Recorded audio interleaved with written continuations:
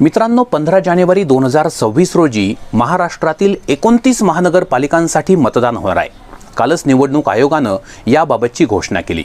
जर तुम्ही देखील महानगरपालिका क्षेत्रामध्ये राहत असाल तर निवडणूक आयोगानं तुमच्यासाठी मताधिकार या नावाचं एक मोबाईल ॲप विकसित केलंय।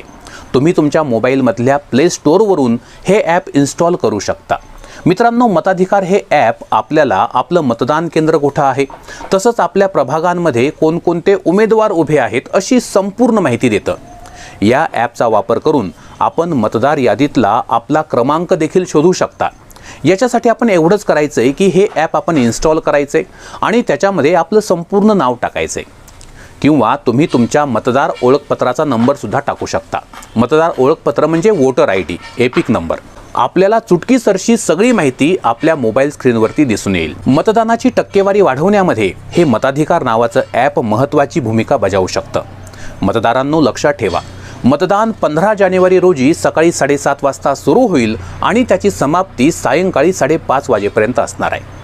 मुंबई महानगरपालिकेमध्ये एका प्रभागातून केवळ एकच सदस्य निवडून जाणार आहे आणि त्याच्यामुळे जे लोक मुंबईमध्ये राहतात त्यांना फक्त एकच मत द्यावं लागणार आहे। तर उर्वरित ज्या महानगरपालिका आहेत त्यामध्ये काही ठिकाणी मतदारांना 4 सदस्यांना मतदान करावं लागेल, तर काही ठिकाणी 3 ते 5 मतं देखील द्यावी लागतील। तुमच्या महापालिकेची लोकसंख्या किती आहे त्यानुसार हे सगळं निश्चित करण्यात आलेलं आहे। महापालिकेच्या रणांगणामध्ये जे उमेदवार उभे आहेत तर त्या उमेदवारांसाठी देखील एक अतिशय चांगली अपडेट आली आहे की आता तुम्हाला म्हणजे उमेदवारांना ऑनलाईन आणि ऑफलाईन अशा दोन्ही पद्धतीनं नामनिर्देशन पत्र अर्थात अर्ज भरण्याची मुळीच गरज नाही। नुकत्याच पार पडलेल्या नगरपंचायत आणि नगरपरिषद निवडणुकांमध्ये उमेदवारांना ऑनलाईन आणि ऑफलाईन अशा दोन्ही पद्धतीनं अर्ज भरण्याचे आदेश राज्य निवडणूक आयोगानं काढले होते, परंतु आता यामध्ये बदल करण्यात आलाय। उमेदवारांना आता फक्त पारंपरिक पद्धतीनं म्हणजेच फक्त ऑफलाईन हे नामनिर्देशन पत्र भरावे लागतील। मित्रांनो, 29 महानगरपालिकांमध्ये एकूण 893 प्रभाग आहेत आणि त्यातून आपण 2869 उमेदवारांना निवडून देणार आहोत।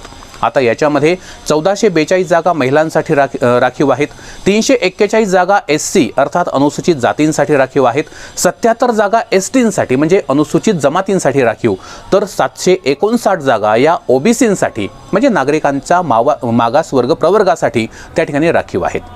15 जानेवारी रोजी मतदान झाल्यानंतर दुसऱ्याच दिवशी अर्थात 16 जानेवारीला निकाल लागेल। निवडणूक आयोगानं उमेदवारांसाठी खर्चाची मर्यादा सुद्धा घालून दिली आहे। याच्यामध्ये मुंबई आणि अ वर्ग महापालिका याच्यामध्ये पुणे आणि नागपूर या ठिकाणच्या उमेदवारांना 15 लाख रुपयांची खर्च मर्यादा आहे। ज्या ब वर्ग महानगरपालिका आहेत